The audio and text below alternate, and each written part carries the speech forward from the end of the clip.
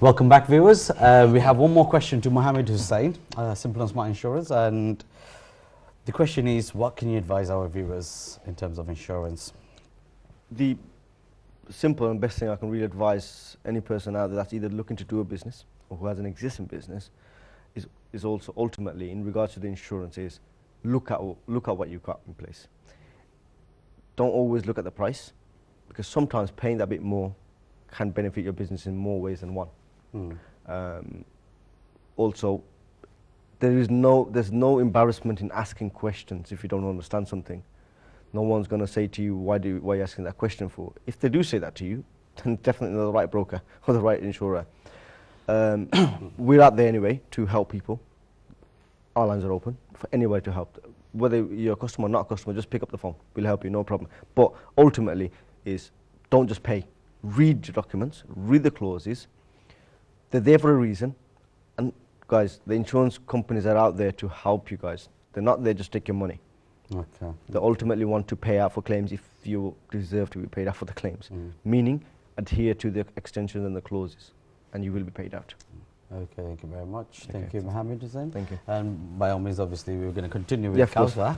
Kauthar, you're a cost reduction specialist. Yeah, that's correct. And you work in Simple and Smart. Yes, Simple and is Smart that another business. aspect of their business there? Yeah, it's a group of business. Okay. But just before I carry on, Assalamu alaikum wa rahmatullahi wa barakatuh. And I'd just like to say on behalf of Simple and Smart, I know it's gone a bit off topic. What happened over the weekend, we condone the attacks that happened in France.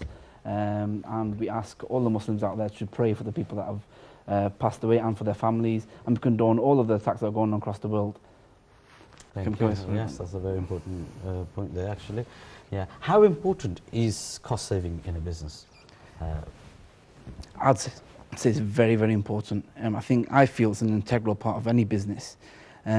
People go into businesses, all excited, all enthusiastic, and they think about just making money, right? And they don't think about, how they're going to make the money. And cost saving is part of it.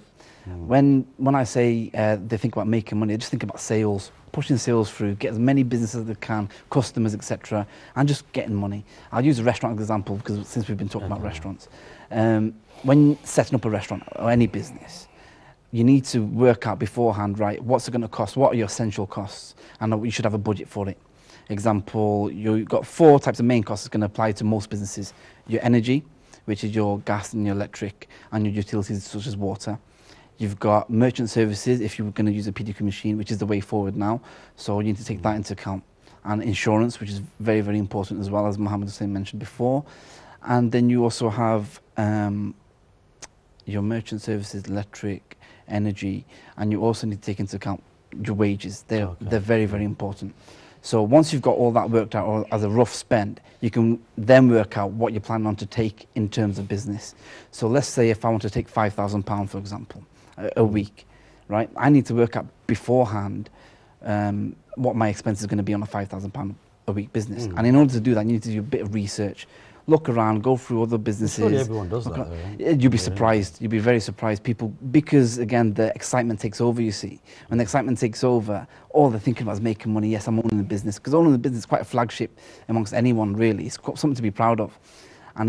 But there's certain steps to do it, especially in the restaurant trade. Restaurants, 1 in 3 restaurants fail. It's one of the most predominantly businesses that fail. Yeah, 1 in 3 restaurants fail. And there's certain steps that you need to take to make sure that they don't fail. Yes, you have the branding and marketing, etc., but the cost savings is very, very big. Because cost is not only money in your pocket. What other ways a business can reduce their cost? Oh, there are a number of ways. As I mentioned before, the 4 ways, the four main things. You've got your wages, you've got your energy, and you've got your telecommunications and your merchant services and insurance. So what you would do in terms of insurance, for myself, I would use a broker, whether it be Simple and Smart, whether it be whoever's out there. I'd use a broker, see what terms that they can get me, because I know that they can get schemes which is not available to the normal public, right? So they can maybe help you that way. And I'd use an energy broker. What we do for our customers is we not only do we supply our own energy, we've got hands in the wholesale market.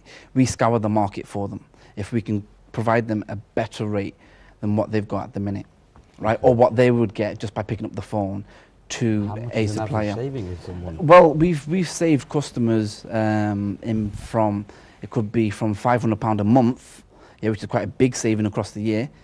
This is on larger corporations, or it could be just £2,000 a year. But again, that £2,000 is in your pocket, or you could put that £2,000 to marketing aspects. And when you market what any I'm business, you're creating exposure, and overall, what you hope to gain from that is more business. Yeah. Could I just add on to that? Okay. Yeah, of course. Just jumping on the fact of, with same going to the insurance, right? There's obviously companies out there that we recognise. For the insurance, for example, say the Allianz, the Avivas, the AXAs. With the energy, obviously, you've got the certain ones that are very common, like EDF, Npower, The big six. British yeah, Gas, basically, for example, yeah. Of course. Would it benefit me as a business person to be with the big six more than to go with, say, for example, they say that the smaller companies that are very, not so strong or not so prominent in the market? What I'm trying to say is basically is, if I was to sign up with a company that isn't the big six, from taking energy into consideration, what are the implications? I mean, what would be the disadvantage of that? But not compared to necessarily. There is really not any disadvantages, really. If you think about it, every business, British Gas, EDF, or whoever the big six are, they all started off small at one stage, course they right? did, yeah. And in order to grow big, they need to provide excellent customer service, cheap rates, To be honest, right? I've never heard of an energy company stopped supplying because they've changed. They've always been bought out. Yes. Maybe, but they don't just like shut off. I'm talking from a service point of view as well. Yes, well, that's what happened. When you're a smaller company, you might even get better service, and you might even get cheaper prices, because they may be getting at an X amount, and they're only making their margins so small that all they want to do is create exposure, become big and big and big and big, and become like the big six. Yeah, and also that's going to take a long time to do it, but that's what they're trying to do, you see. So not necessarily, there's no real disadvantage. There may be some. There are a few companies out there who are quite stringent on leaving a contract or looking to switch suppliers, etc. But we can advise on that. That's what I do as well. I advise which companies you should not necessarily stay clear, stay away from, but just look into it a bit more before you make the decision. We've just got a caller in. Hello?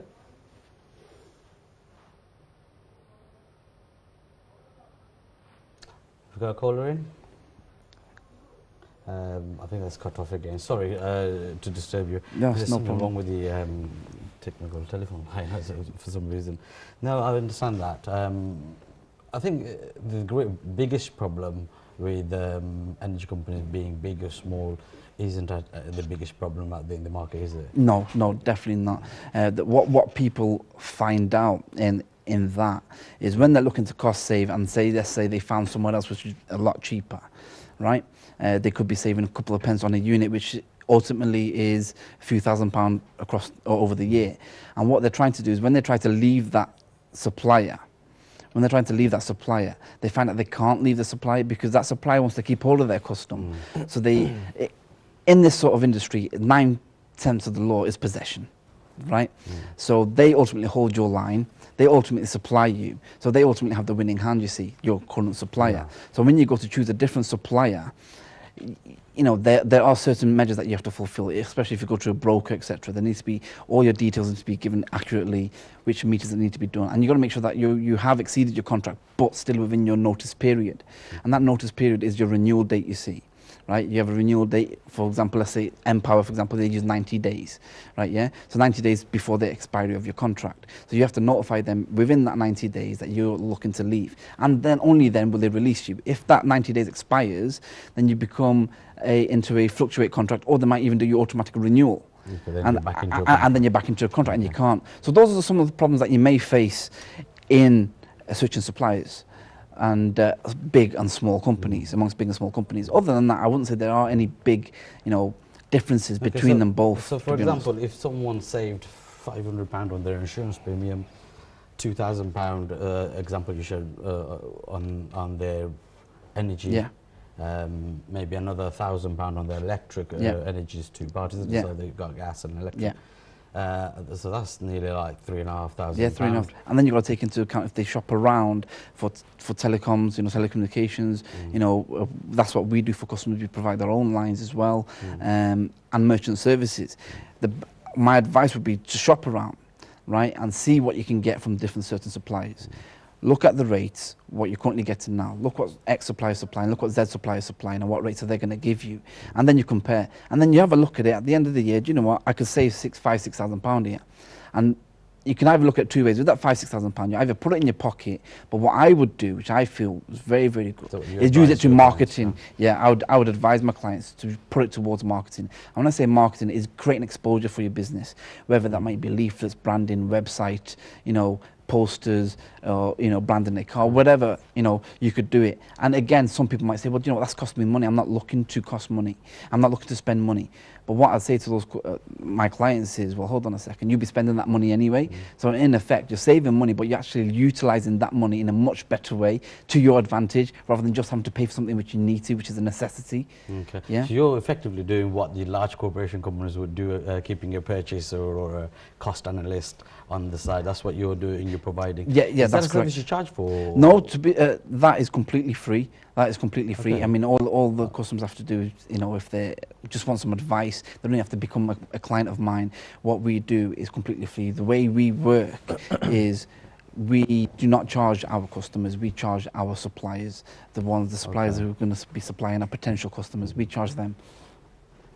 Okay. So we don't have long now. We're going to be finishing very soon. Do you have any advice for our customers? Yes, definitely. I've got a few points which I'd tell all the viewers to do if they're looking to go into business. Is before you go into business, barter. What I mean by barter is shop around. You know, when you go to a supplier, don't be scared to negotiate prices with them. We're all shy in this day and age to talk about money. When it comes to business, you need to talk about money. That's how you get far in life, to be honest. You know, if you can save yourself a penny today is a pound tomorrow. Yeah, that's what you need to do. You need to shop around, and you know, I would say you need to use brokerage, you know, use industry recognized firms such as, you know, like ourselves, Simple Smart Group of Businesses, or there are other brokers out there that can actually go around and, you know, search the market for you. So leave that headache away and give you advice on where you can save money. Okay, we're going to cut it short now. I'm sorry, Khaled, that was That's really no problem. interesting actually, and I think we could do with some more information. No problem. Thank you very much for being on the show. Thank you for both allowing us. gentlemen. Thank you. Viewers, we have come to the end of the show today. I would like to thank everybody for watching the show. Well, viewers, I hope you enjoyed the show, and hopefully today's show has taught you a few things about why insuring your business is essential and taking appropriate advice is also crucial. I hope, like me, you also have had a good insight, well, a brief insight on how you can further save your costs within the businesses. Remember, you can still email us with any further questions in regards to insurance or any other future programs or past programs, and we will email back and answer your questions. Viewers, I'd like to remind you, please, if you do know anybody who's a successful entrepreneur and would like him to appear on our show, him or her, to appear on our show, please do get in touch with us, and please do email us on businesstoday@ntveurope.net. That's businesstoday@ntveurope.net. And don't forget to visit our website, which is businesstodayshow.co.uk. Viewers, like always, I'd like to give you a small reminder. It is important for you to understand that by insuring your business, you are not just protecting your business, but in fact, you are actually protecting your dreams. And here's a very famous quote by Warren Buffett. Do not save, basically it's on saving, sorry. Do not save what is left after spending, but spend what is left after saving. I'll recap that. Do not save what is left after spending, but spend what is left after saving. Well, viewers, that's it from me today. Please do remember to tune in on the Sunday, the 29th of November at 5 p.m. Viewers, I'd like to say a special thank you to G10 Design Imprint for their support and sponsorship of this program. And for now, I'd like to say to you, do visit our Facebook, tweet us, please do keep in touch. And for now, tomorrow's business is business today. Thank you.